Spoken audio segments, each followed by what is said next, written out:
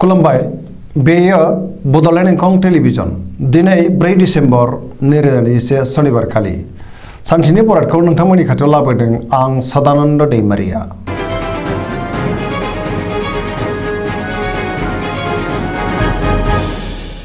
सिगां फरायनो लादों मेष राशि गिबि हांखो अ ल। दिनैनि साना जोबोर मोजां, जेरावबो गोजोनै थानो हागोन। गोग्गो आरो गोथों साननो रोंगोन, जेरावबो देरहासार जानो हागोन। मावनो लानाय खामानिखौ थि समावनो आरो गोरलैयैनो मावफुंनोबो हागोन। गोसोखौ जोबोर गोजोननाय मोनगोन, देहाया मोजाङै थागोन।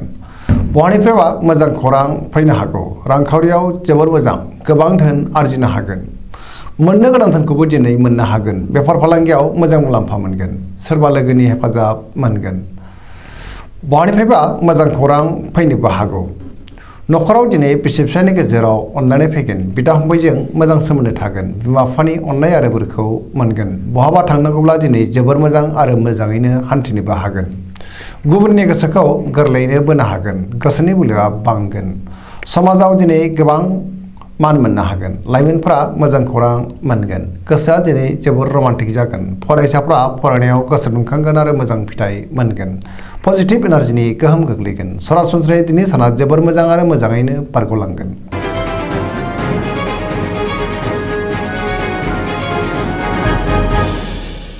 वृष राशि गिबि हांखो इ उ ब।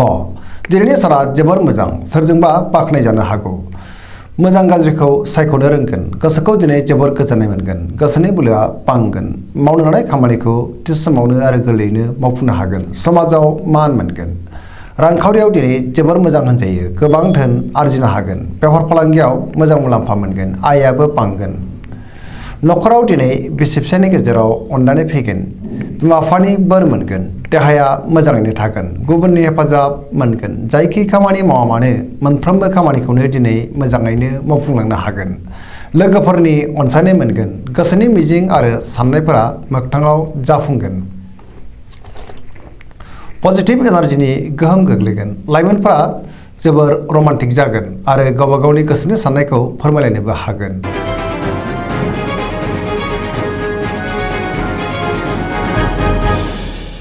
मिथुन राशि गिबि हांखो क स। दिनैनि साना जोबोर मोजां। बबेबा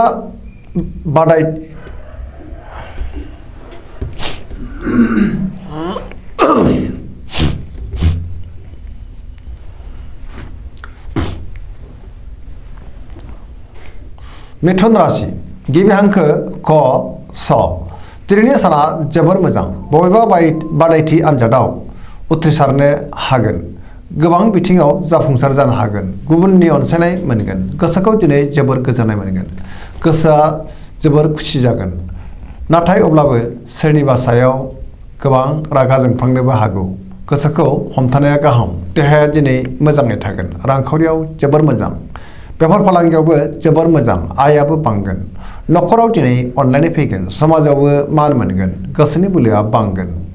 मावनो लानाय खामानिखौ थि समावनो आरो गोरलैयैनो मावफुंनो हागोन।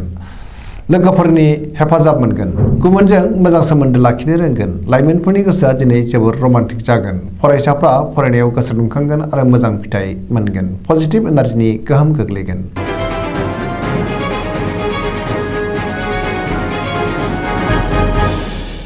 कर्कट राशि गिबि हांखो ड ड ह। दिनैनि साना मोजां आरो गाज्रिनि गेजेरजों बाबेनलांगोन। सोरबा लोगोनि हेफाजाब मोननो हागौ। गोसोनि साननायफ्रा मोगथाङाव जाफुंगोन। गोसोआव पजिटिभ साननाय फैगोन। मावनो लानाय खामानिखौ थि समावनो आरो गोरलैयैनो मावफुंनोबो हागोन। रांखावरियाव जोबोर मोजां होनजायो। बेफार फालांगियाव जोबोर मोजां मुलाम्फा मोनगोन। न'खराव दिनै बिसि फिसायनि गेजेराव अनलायनाय फैगोन। देहाया बारा मोजां थानाय नङा। हरखाबै जाब्रबथाय जानायनि आसाबो दङ। सांग्रां जानाया गाहाम। गोसोखौ दिनै जोबोर उसुखुथु मोनगोन। गुबुननि हेफाजाब मोनगोन। न'खराव दिनै अनलायनाय फैगोन। समाजावबो मान मोनगोन।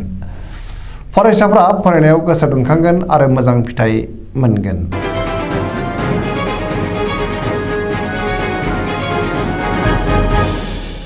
सिंह राशि गिबि हांखो म ट। दिनैनि साना जोबोर मोजां। जेरावबो गोजोनै थानो हागोन। समाजाव मान बांगोन। बयजोंबो अनसायजागोन आरो अनजागोन। गोसोआव गोग्गो आरो गोथों साननाय फैगोन। मावनो लानाय खामानिखौ थि समावनो आरो गोरलैयैनो मावफुंनोबो हागोन। सोरबा लोगोनिफ्राय हेफाजाब मोनगोन। बहाबा दावबायहैनो एबा बेरायहैनो खाबु मोनगोन। मोजाङैनो हान्थिनोबो हागोन। रांखावरियाव दिनै जोबोर मोजां होनजायो, नाथाय अब्लाबो खरसायाबो बांगोन। मोननो गोनां धोनखौ मोननो हागोन। बेफार फालांगियाव मोजां मुलाम्फा मोनगोन। देहाया दिनै मोजाङै थागोन, अब्लाबो नाथाय जानाय लोंनायाव सांग्रां जानाया गाहाम। गोसोनि साननायखौ गुबुननो फोरमायनोबो हागोन। न'खराव दिनै बिसि फिसायनि गेजेराव अननानै फैगोन। बिदा फंबायजों मोजां सोमोन्दो थागोन आरो बिसोरनि हेफाजाबखौ मोनगोन। समाजाव मान मोनगोन। गुबुननि गोसोखौ गोरलैयैनो बोनो हागोन। गुबुननि थाखाय गोबां मोजां खामानि मावनानै होनो हागोन। पजिटिभ एनार्जिनि गोहोम गोग्लैगोन। लाइमोनफोरा जोबोर रमान्टिक जागोन आरो गोसोनि साननायखौ फोरमायलायनोबो हागोन।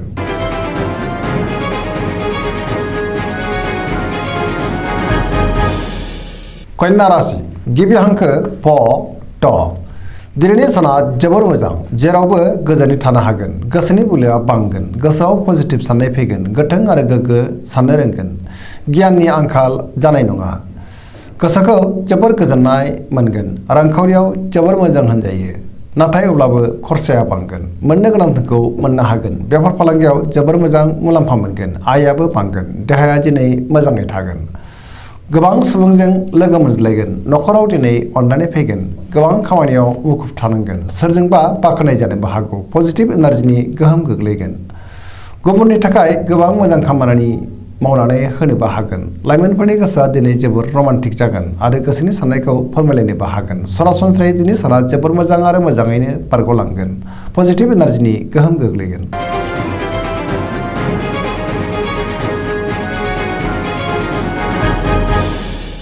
तुला राशि गिबि हांखो र ट। दिनैनि साना जोबोर मोजां, जेरावबो जिंगासिनांगौ गैया। गोसोनि बोलोआ बांगोन। गोख्रों आरो गोथों साननो रोंगोन। गोसोनि साननायफोरा जाफुंगोन। गोसोनि साननायखौ गुबुननो फोरमायनोबो हागोन। मावनो लानाय खामानिखौ थि समावनो मावफुंनो हागोन। देहाया दिनै मोजाङै थागोन। रांखावरियाव जोबोर मोजां होनजायो। मोननो गोनां धोनखौ मोननो हागोन। आरजिनाय धोनखौ दोनथुमनो हागोन।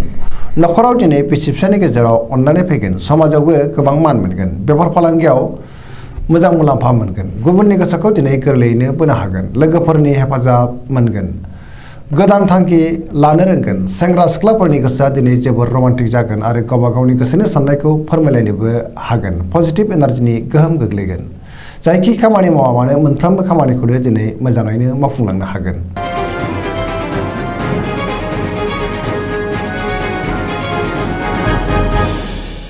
वृश्चिक राशि गिबि हांखो न स। दिनैनि साना जोबोर मोजां, जेरावबो आखा फाखा जागोन। गोसोखौ दिनै जोबोर गोजोननाय मोनगोन। समाजाव लोगो लेवा बांगोन। सोरबा गोजाम लोगोजों बहाबा लोगो मोनज्लायनो हागौ। गोसोआव दिनै गोग्गो आरो गोथों साननाय फैगोन।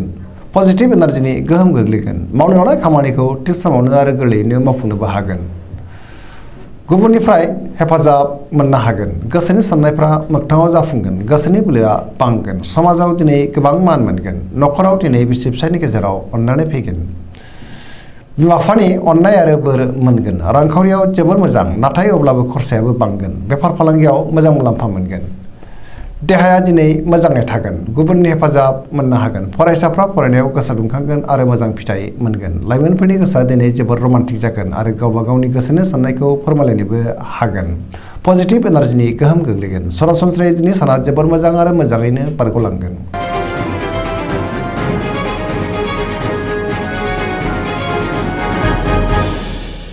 धनु राशि गिबि हांखो ढ फ भ। दिनैनि साना जोबोर मोजां। गुबुननि थाखाय गोबां मोजां खामानि मावनानै होनो हागोन आरो जेरावबो मान मोनगोन। गोसोआव गोग्गो साननाय फैगोन। मावनो लानाय खामानिखौ थि समावनो मावफुंनो हागोन। गोसोनि साननायफोरा जाफुंगोन। रांखावरियाव दिनै जोबोर मोजां, नाथाय अब्लाबो खरसायाबो बांगोन। मोननो गोनां धोनखौबो दिनै मोननो हागोन। आरजिनाय धोनखौ दोनथुमनोबो हागोन। बेफार फालांगियाव जोबोर मोजां मुलाम्फा मोनगोन। समाजाव दिनै मान मोनगोन। देहाया मोजाङैनो थागोन। न'खराव बिसि फिसायनि गेजेराव अननानै फैगोन। बिदा फंबायनि हेफाजाब मोनगोन। बहानिफ्रायबा मोजां खौरां फैनोबो हागौ। लाइमोनफोरनि गोसोआ दिनै जोबोर रमान्टिक जागोन आरो गोसोनि साननायखौ फोरमायलायनोबो हागोन। पजिटिभ एनार्जिनि गोहोम गोग्लैगोन। फरायसाफ्रा फरायनायाव गोसो दुंखांगोन आरो मोजां फिथाइ मोननोबो हागोन।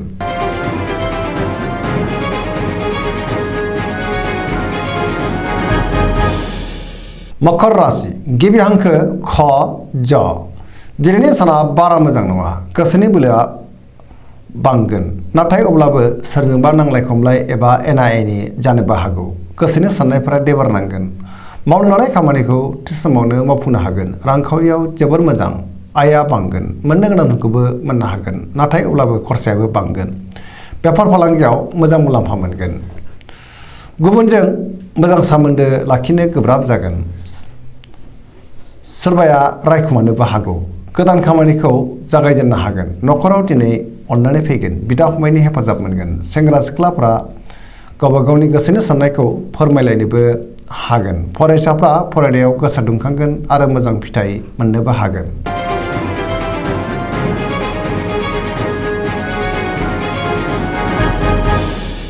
कुम्भ राशि गिबि हांखो ग स स दिनैनि साना बारा मोजां नङा गोसोनि जिंगाया बांगोन गोजोननि आंखाल जागोन गोसोखौ दिनै जोबोर उसाव-बादाव मोनगोन मावनो लानाय खामानिखौ थि समावनो मावफुंनो गोब्राब जागोन बहानिफ्रायबा हरखाबै गाज्रि खौरां फैनोबो हागौ सांग्रां जानाया गाहाम न'खराव दिनै अनलायनाय फैगोन समाजावबो मान मोनगोन गोबां मुंदांखा सुबुंजों लोगो मोनज्लायगोन रांखावरियाव बारा मोजां नङा नाङा फाङा खरसाया बांगोन देहाया मोजाङैनो थागोन गुबुननि हेफाजाब मोननो गोब्राब जागोन बिमा-बिफानि अननाय आरो बोरखौ मोनगोन बहाबा दावबायहैनो खाबु मोनगोन नाथाय अब्लाबो लामा सामायाव सांग्रां जानाया गाहाम जाब्रबथायनि आसा दङ नेगेटिभ एनार्जिनि गोहोम गोग्लैनो हागौ